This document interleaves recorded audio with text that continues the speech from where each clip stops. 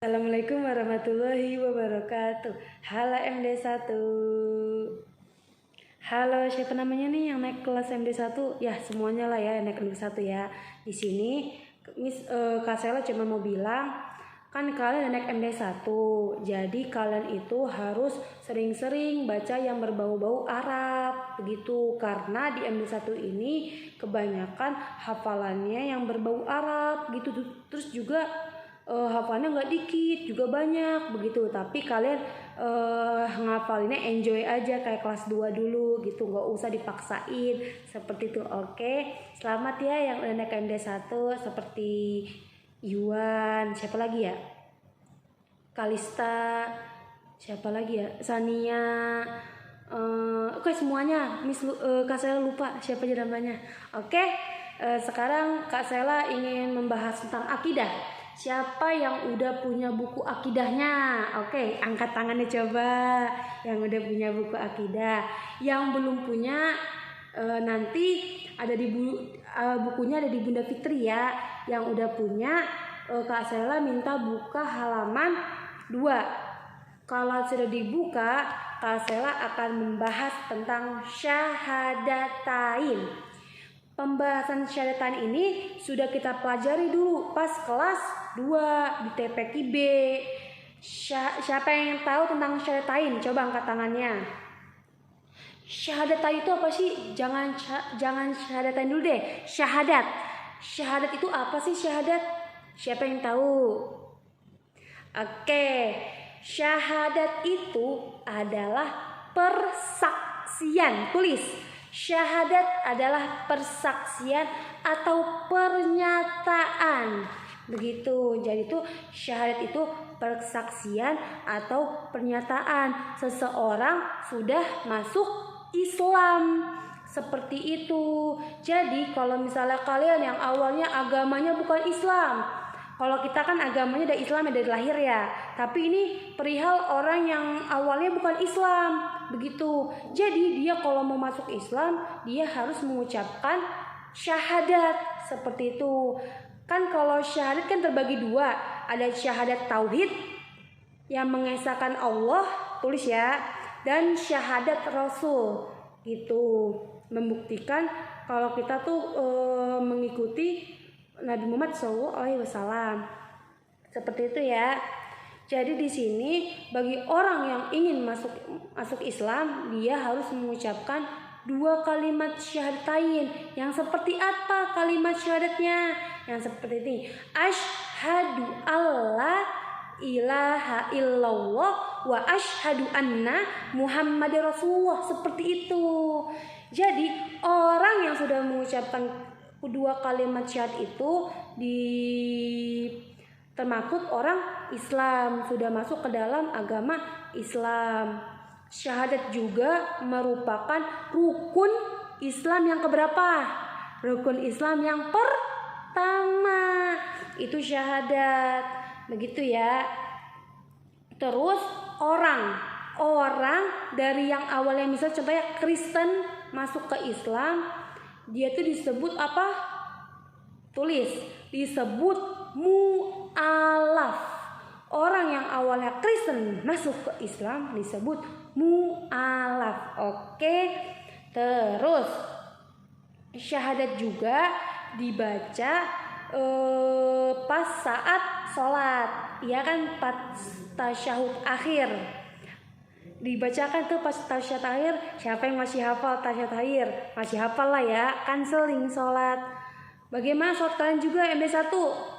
Sholatnya bolong apa enggak nih? Kalau yang bolong ya nanti Allah sedih. Nanti rukun Islam keduanya itu dong, takutnya runtuh.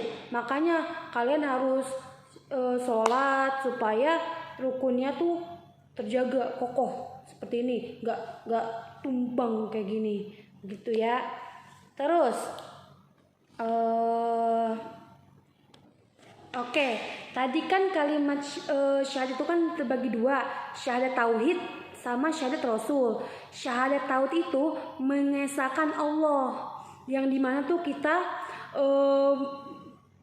tuh meyakini bahwa Allah itu satu-satunya Tuhan kita dan tidak ada yang lain yang boleh disembah atau yang juga nggak ada lain makhluk yang disembah selain Allah Subhanahu wa taala, seperti itu. Jadi di sini kita wajib mengesahkan Allah, sedangkan makhluk lain bukan. Jadi hanya Allah satu-satunya yang wajib kita sembah. Kenapa kok hanya Allah yang wajib kita sembah? Karena Allah itu wajibul wujud. Wujudnya itu ada. Itu Allah itu yang ada gitu. Itu semua alam semesta itu yang menciptakannya itu Allah gitu. Paham? Jadi hanya Allah yang wajib kita sembah, yang dimana kita meminta pertolongan hanya kepada Allah gitu. Jadi kalau kalian minta apapun kepada Allah, bukan kepada yang lain, tapi kepada Allah Subhanahu wa taala. Minta kepintaran, minta apa lagi nih? Contohnya, ya Allah, aku pengen nilaiku bagus. Itu minta sama Allah. Bukan minta apapun sama Allah, begitu ya.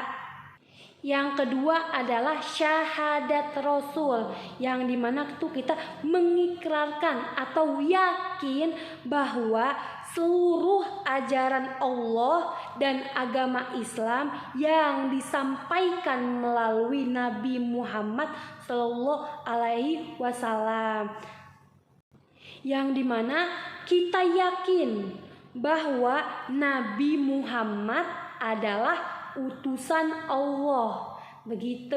Jadi Nabi Muhammad adalah utusan Allah, seperti itu. Jadi di sini kita juga harus mengikuti atau mencontoh perilaku sikap Nabi Muhammad. Kan sikap Nabi Muhammad itu terkenal baik, akhlaknya tuh bagus, yang dimana tuh Nabi Muhammad nggak pernah namanya tuh menyakiti. Pokoknya sifat Nabi Muhammad itu bagus, selalu dijaga hatinya sama Allah. Karena Nabi Muhammad itu manusia yang patut dicontoh sikapnya, segala halnya. Yang kedua, manusia yang patut dipercaya, karena sangat dipercaya Nabi Muhammad itu, sangat amanah. Yang kedua, Nabi Muhammad juga pembawa agama agung, yaitu agama Islam, yang dimana kita mengimani dan melaksanakan perintahnya dan menjauhi larangan yang diatur di agama Islam. Apa itu perintahnya? Perintahnya kayak seperti sholat, puasa, zakat, dan lain-lain. Itu diperintahkan, kita harus melaksanakannya. Bagi orang yang gak sholat gimana tuh? Nanti dia bakal dapat dosa, masuk neraka. Tapi bagi orang yang melaksanakannya, insya Allah dia masuk surga. Terus menjauhi larangannya.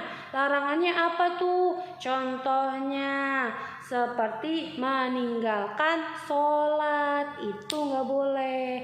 Seperti itu. Yang kedua, sekarang Miss akan menjelaskan tentang akhlak. Siapa yang udah punya bukunya? Yang udah punya bukunya, buka halaman 2. Yang belum punya bukunya, catat apa yang Kak Sela ucapkan. Oke. Yang pertama, kemarin kalian udah menyatat tentang akhlak. Akhlak itu apaan tuh? Akhlak itu merupakan perbuatan atau tingkah laku. Tapi sekarang kita akan belajar tentang akhlakul mahmudah, yang dimana tuh akhlak yang baik, perbuatan yang baik. Bagaimana contohnya? Membantu teman yang sedang kesusahan.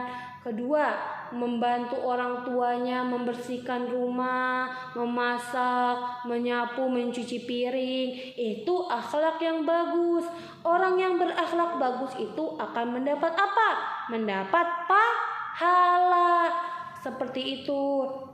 Jadi ditulis ya, akhlak itu terbagi menjadi 2. Yang pertama, akhlakul mahmudah, akhlak yang baik. Yang kedua, akhlakul mazmumah, akhlak yang buruk. Contohnya bagaimana akhlak yang buruk? Contohnya mencontek. Itu nggak bagus mencontek. Apalagi contohnya berbohong. Itu juga nggak bagus berbohong.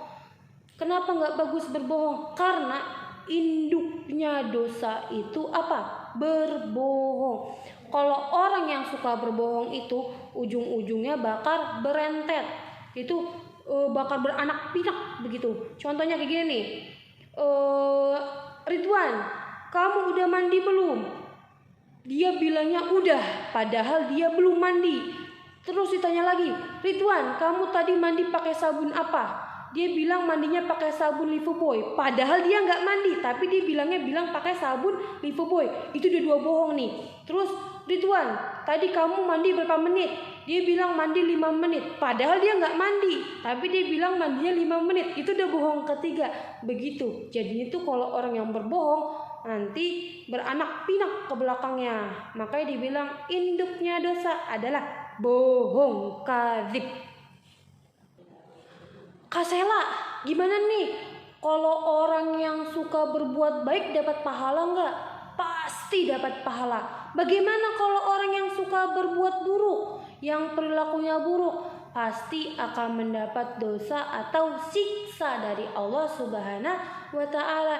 Jadi kalau kita berbuat baik, itu nggak bakal rugi, pasti bakal untung karena kita dapat pahala, timbangan kebaikan kita bertambah seperti itu. Jadi nggak rugi kalau berbuat baik sama siapa aja, itu nggak rugi. Terus kita juga harus berlomba-lomba mengerjakan amal kebaikan, berlomba-lomba untuk berbuat kebaikan supaya pahala kita bertambah seperti gunung-gunung yang berlipat ganda.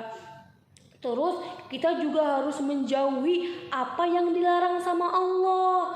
Tadi kan udah dijelaskan kan di akidah apa aja yang dilarang sama Allah. Pokoknya yang jelek-jelek itu dilarang sama Allah. Kalau kita kerjakan kita dapat dosa atau siksa.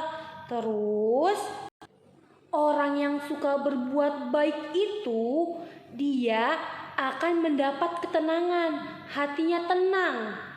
Gitu, dia tuh nggak merasa galau gitu atau merasa risau. Kebanyakan kan orang yang suka berbuat perbuatan yang buruk itu hatinya tuh nggak tenang. Dia tuh kayak riuh gitu, galau kemana-mana tuh dia tuh kayak gimana ya, nggak tenang hatinya. Sedangkan orang yang berbuat baik itu hatinya akan tenang.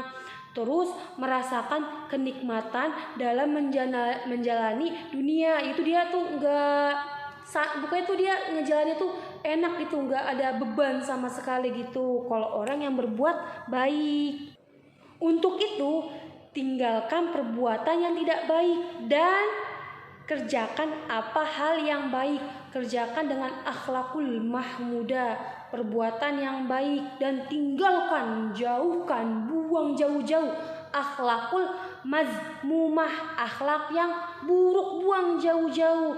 Seperti itu. Oke, mungkin cukup sekian dari Kak Sela. Dan last, wassalamualaikum warahmatullahi wabarakatuh.